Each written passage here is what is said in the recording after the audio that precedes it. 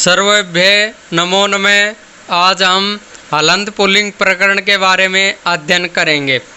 हम हलंत पुल्लिंग प्रकरण में जो परीक्षा में आई हुई सिद्धि तथा जिसकी परीक्षा में आने की पूरी संभावनाएं हैं, उन सभी सिद्धियों पर हम एक एक रूप की सिद्धियों के बारे में विस्तार पूर्वक हम यहाँ चर्चा करेंगे। तो आइए सबसे पहले लिहि धातु से संबंधित सिद्धि को यहाँ देखते हैं। अब सबसे पहले हम देखते हैं लिहि धातु का प्रयोग कहाँ किया जाता है। तो जो लिहि धातु का जो सामान्यतः जो प्रयोग किया जाता है वह चाटने वाले के अर्थ में किया जाता है। तो लिहि धातु का जो प्रयोग किया जाता है वह किस अर्थ में किया जाता है? चाटने वाले के अर्थ में किया जाता है। तो अब हम यहाँ लिट और लिड सिद्धि के बारे में अध्ययन करेंगे। अब देखते हैं हम लिट और लिड में इनमें मूल धातु क्या है। तो जो मूल धातु है वह क्या है? लि है। मूल धातु क्या है? लि है। अब लिहि धातु के या धातु के संदर्भ में कहा गया है कि अष्टाध्यायी में सामान्यतः सभी धातुओं से विकल्प क्विप प्रत्यय देखा गया है। उसी का अनुसरण करते हुए यहाँ पर लिहि धातु से क्विप सूत्र से क्विप प्रत्यय हम यहाँ पर करेंगे। तो अब जो हमारी स्थिति बनी वह क्या बनती है? लिहि प्लस क्विप। अब इसके बाद में जब क्विप प्रत्यय किया जाता है तो उस क्विप प्रत्यय का सर्वहार लोप हो जाता है।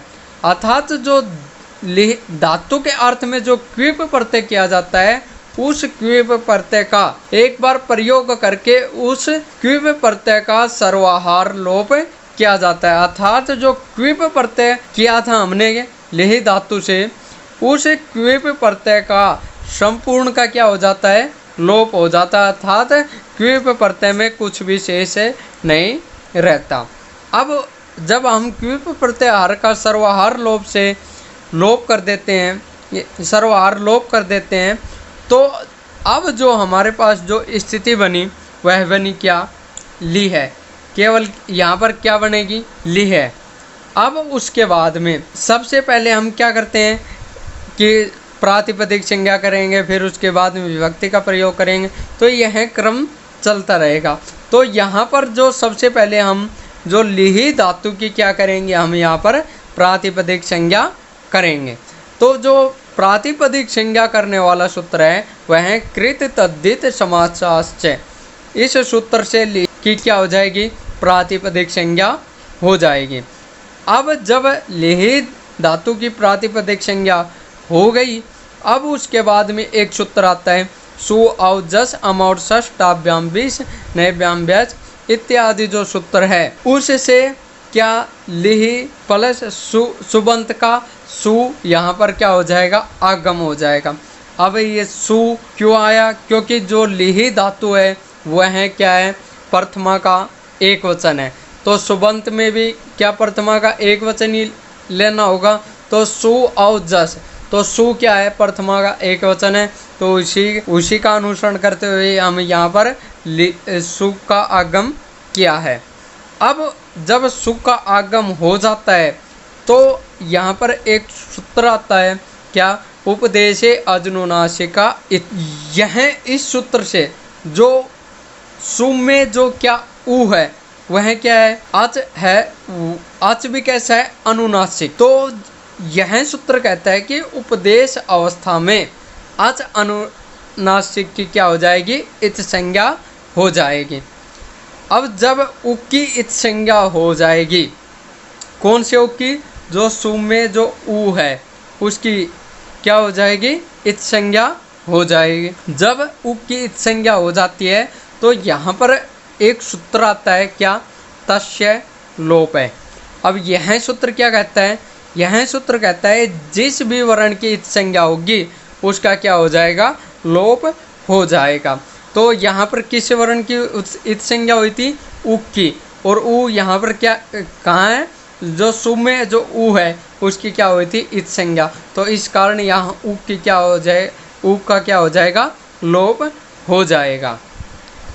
इस उपदेश अनुनासिक इस सूत्र के बारे में विस्तार पूर्वक हमने संज्ञा प्रकरण के अंतर्गत हमने इसको पढ़ा था। यदि उपदेश अनुनासिक इत संज्ञा के बारे में आपको संपूर्ण जानकारी लेनी है तो आप पिछला वीडियो को देखें। अब यहाँ पर जब उ का क्या हो जाता है, लोप हो जाता है, तो हमारे पास जो स्थिति बनी वह क्या बनी, ली है प्लस श।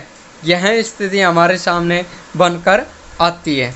अब जब यह स्थिति हमारे सामने बन जाती है तो अब यहाँ पर एक सूत्र आता है, उस सूत्र का क्या नाम है, हलंग्या व्योदीर्घात श्रुतिश्य प्रकृतम हल। यह सूत्र है। अब यह सूत्र क्या कहता है, इसको देखते हैं। हलंत से परे अर्थात हल हो जिसके अंत में, हलंत परे उससे परे हो, क्या होना चाहिए, सु ती व सी के अप्रकृत हल का लोप होता है। तो यह सूत्र कहता है कि हलंत से परे सु ती सी इन तीन वर्ण के अप्रकृत हल का लोप होता है। अर्थात सामान्यतः समझे तो यह सूत्र कह रहा है कि हलंत हो जिसके अंत में। तो देखिए यहाँ पर क्या है, हलंत है, व्यंजन है, हल माने व्यंजन है, उसके बाद में सु ती सी इन तीनों वर्ण अर्थात सु जो सु है उसका स हो, ती या सी हो। तो यहाँ पर देखिए हमने जब सुबंत का आगम किया था, जो सु का आगम किया था वहाँ पर सु था, तो सु का जो शेष बचा क्या था, यहाँ पर स। तो यहाँ पर स हो, तो यह सूत्र कह रहा है कि हलंत से परे यदि स है अर्थात सु है तो उस सु की क्या हो जाएगी, क्या हो जाएगा, लोप हो जाएगा। अब यहाँ पर जो स्थिति बनी वह क्या बनी, ली है, यह स्थिति बनी क्योंकि स का तो क्या हो जाता है, लोप। किस सूत्र से, हलंग्या व्योदीर्घात श्रुतिश्य प्रकृतम हल। इस सूत्र से स का क्या हो गया, लोप हो गया। अब जो हमारे पास जो स्थिति बनी वह बनी ली है। अब इसको आगे देखते हैं। अब यहाँ पर एक सूत्र और आता है, उस सूत्र का नाम है होड़ है। उस सूत्र का क्या नाम है, होड़ है। अब यह सूत्र क्या कहता है, यह सूत्र कहता है को ढ होता है, कब होता है, झल वर्ण परे हो या पदांत में हो अर्थात पद के अंत में हो। तो यहाँ पर देखिए कि है को ढ करता है कब, झल वर्ण से परे हो या पदांत में हो। तो यहाँ पर देखिए हमारे पास जो स्थिति बन रही थी, क्या बन रही थी, ली है। अब ली है में हमारे पास है, ठीक है। अब है का ग्रहण जल प्रत्याहार में क्या जाता है, ठीक है, और पद के अंत में भी है क्योंकि है के बाद में कोई वर्ण नहीं है। तो होड़े सूत्र से है के स्थान पर क्या हो जाएगा, ढ हो जाएगा। अब जो हमारे पास जो स्थिति बनी वह क्या बनी, लिड। अब यहाँ पर एक सूत्र और आता है, उस सूत्र का क्या नाम है, जलाम जशो अंते। यह सूत्र क्या कहता है कि पदांत में अर्थात पद के अंत में झल प्रत्याहार वर्णों के स्थान पर जस वर्ण हो जाते हैं, अर्थात जल प्रत्याहार वर्णों के स्थान पर जस हो जाता है।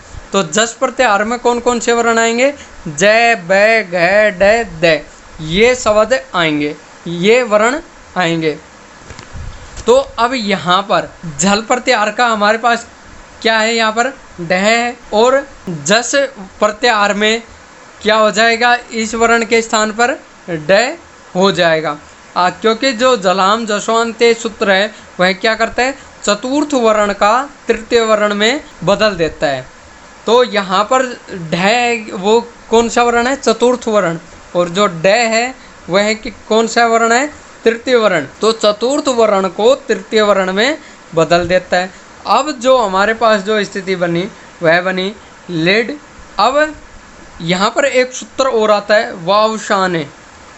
अब यह सूत्र क्या कहता है, अवसान में, अर्थात अवसान का अर्थ क्या होता है, अंत, अंत में।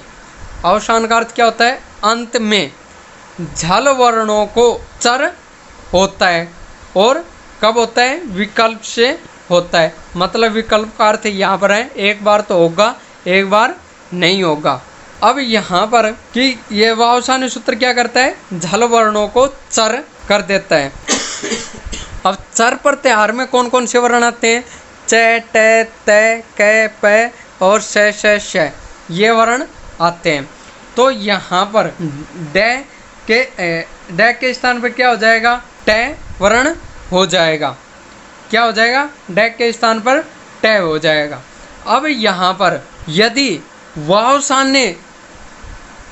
वावसा ने यहाँ सूत्र नहीं लगाते हैं तो जो हमारा जो रूप बनेगा वह क्या बनेगा, लेड। लेड के अभाव में वावसा ने सूत्र के अभाव में हमारा यहाँ रूप क्या बनेगा, लिड। यदि हम वावसा ने सूत्र लगाते हैं तो हमारा रूप क्या बनेगा, लिट। इस तरह से हमारा जो लिट और लिड रूप सिद्ध हो जाता है। लिट लिड व इति रूपम सिद्धम।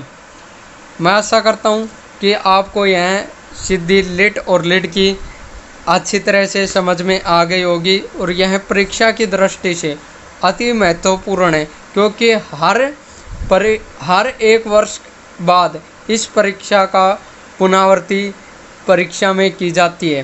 तो इस सिद्धि को वेरी मोस्ट के हिसाब से आप देखना। अब इसके बाद में जो लिहि धातु से संबंधित आगे और सिद्धियों को देखते हैं। अब सिद्धि आती है लिटत्सु लिट्सु। सिद्धि का क्या नाम है, लिटत्सु लिट्सु। अब इसके बाद में अब देखते हैं कि लिहि धातु से क्विप प्रत्यय।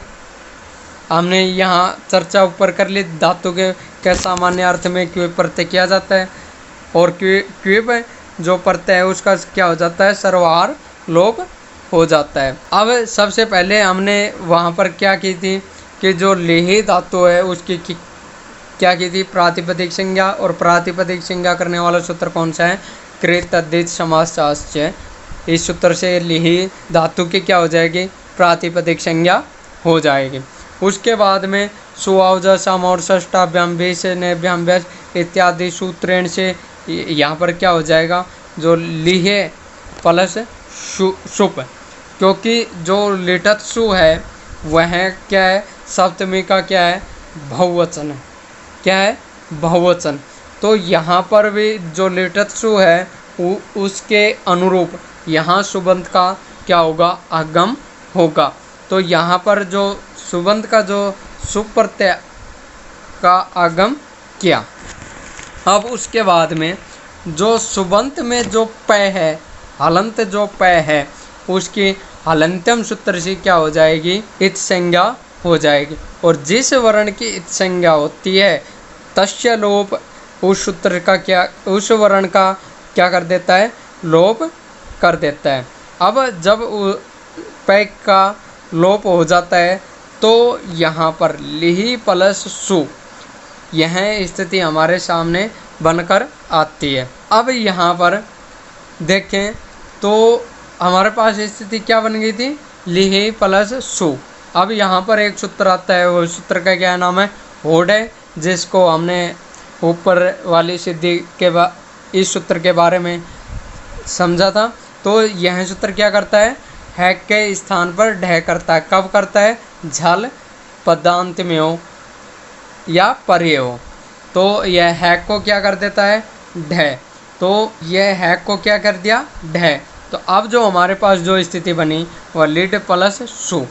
अब यहाँ पर एक सूत्र और आता है, कौन सा, जलाम जसो अंते। इस सूत्र से क्या हो जाएगा, ढह के स्थान पर ड हो जाएगा, अर्थात चतुर्थ वर्ण के स्थान पर तृतीय वर्ण हो जाएगा। तो अब हमारे पास जो स्थिति बनी वह बनी लिड प्लस सु। अब उसके बाद में यहाँ पर एक महत्वपूर्ण सूत्र आता है और उस सूत्र का नाम है नशी धुट। उस सूत्र का क्या नाम है, नशी धुट। अब यह सूत्र क्या कहता है, यह सूत्र कहता है कि ढह से परे सु को धुट आगम होता है। यह सूत्र क्या कहता है, ढह से परे सु को धुट आगम होता है। अर्थात यह सूत्र कह रहा है कि ढह से परे इस डैश से परे यदि सु है तो सु से पहले क्या हो जाएगा, धुट आगम हो जाएगा। क्या हो जाएगा, धुट, अर्थात डे और सु इनके बीच में क्या हो जाएगा, धुट का आगम हो जाएगा। अब जब धुट का आगम हो जाता है तो हमारे पास जो स्थिति बनी वह बची लिड प्लस धुट प्लस सु। अब जब इस धुट में टैक की हलंत्यम से उक की उपदेश है अजनुनासिका इत से इसकी क्या हो जाएगी, इत संज्ञा हो जाएगी और तस्य लोप से टे और उ क्या हो जाएगा, का लोप हो जाएगा। अब उसके बाद में हमारे पास जो स्थिति बनती है वह क्या बनती है, अब स्थिति बनी क्या, स्थिति क्या बनी, लिड प्लस ध प्लस सु, यह स्थिति हमारे सामने बनती है। अब यहाँ पर एक सूत्र आता है खरीचे, सूत्र क्या आता है, खरीचे। अब खरीचे सूत्र क्या कहता है, खर वर्ण से परे रहते झल को चर हो जाता है, कि झल वर्ण को चर कर देता है। कब कर देता है, खर वर्ण परे रहते। तो यहाँ पर देखिए कि जो झल प्रत्याहार में डैक का भी ग्रहण किया जाता है और झल प्रत्याहार में धैक का भी ग्रहण किया जाता है। तो यह अपने वर्ग का अर्थात अपने स्वर्ण का क्या कर देगा, ग्रहण कर देगा। तो जो ढ, तो ढ किस में आता है, टे ठ ढ इसका, और थ किस में आता है, त थ ध। तो यहाँ पर तृतीय वर्ण का प्रथम वर्ण में बदल देता है, मतलब जो खरीचय सूत्र है वह तृतीय वर्ण को प्रथम वर्ण में बदल देता है। तो यहाँ पर जो जब हम वर्ण संयोग करेंगे तो जो वर्ण संयोग में जो स्थिति बनेगी वह क्या बनेगी, लिट आदत है और सु, लिटत्सु, यह सिद्धि बनेगी हमारे सामने। अब जब हम यहाँ धुट अभावे, जब धुट का आगम नहीं करेंगे तो उसके अभाव में हमें जो सिद्धि प्राप्त होगी वह कौन सी सिद्धि प्राप्त होगी, लिटसु। कौन सी सिद्धि, लिटसु सिद्धि प्राप्त होगी। जब हम धुट का आगम करेंगे तो हमारे पास जो सिद्धि बनेगी वह लिटत्सु सिद्धि बनेंगे, और जब धुट का अभाव होगा तो लिटसु शब्द बनेगा। तो यहाँ पर लिटत्सु इति रूपम सिद्धम, धुट अभावे लिटत्सु इति रूपम सिद्धम। अब यहाँ पर हम अगले सिद्धि को देखते हैं, लिड व्याम। यह एग्जाम की दृष्टि से इतनी महत्वपूर्ण नहीं है, फिर भी मैं इनको एक बार करा देता हूँ, क्योंकि कई बार क्या होता है कि सरल पेपर बनता है तो वह कई बार ऐसे सिद्धियों का परीक्षा में पूछ लेता है। तो फिर भी हमें संपूर्ण तैयारी रखनी है अपनी तरफ से। तो यहाँ पर देखते हैं लिड विहाम। तो लिड विहाम में ऐसा कुछ नहीं है, सामान्य वही सूत्रों का प्रयोग किया है। तो यहाँ देखते हैं लिहि धातु से क्विप प्रत्यय और क्विप प्रत्यय और क्विप प्रत्यय का क्या सर्वहार लोप हो जाता है। और लिहि धातु का सबसे पहले हम क्या करेंगे, प्रातिपदिक संज्ञा। प्रातिपदिक संज्ञा जो सूत्र करता है कृत दिश समासास्य सूत्र से हो जाएगा। और सु अवजस अमाउर्षष्ट अभ्याम से इस सूत्र से क्या आ जाएगा, व्याम प्रत्यय आ जाएगा, सुबंत का व्याम प्रत्यय आ जाएगा। उसके बाद में होडे सूत्र, होडे क्या करेगा, एक के स्थान पर डे करेगा।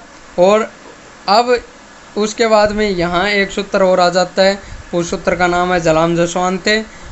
जलाम जसवांते क्या करता है, चतुर्थ वर्ण का तृतीय वर्ण में प्रयोग बदल देता है। तो डे के स्थान पर क्या हो जाएगा, डे हो जाएगा। तो जब हम इनका यहाँ पर वर्ण से योग करेंगे तो शब्द बनेगा लिड व्याम। शब्द क्या बनेगा, लिड व्याम। और इस प्रकार लिड व्याम रूप सिद्ध हो जाता है। यदि यह कक्षा आपको अच्छी लगी हो तो वीडियो को लाइक करें, सब्सक्राइब करें एवं शेयर करें। जयतु संस्कृतम जयतु भारतम। धन्यवाद।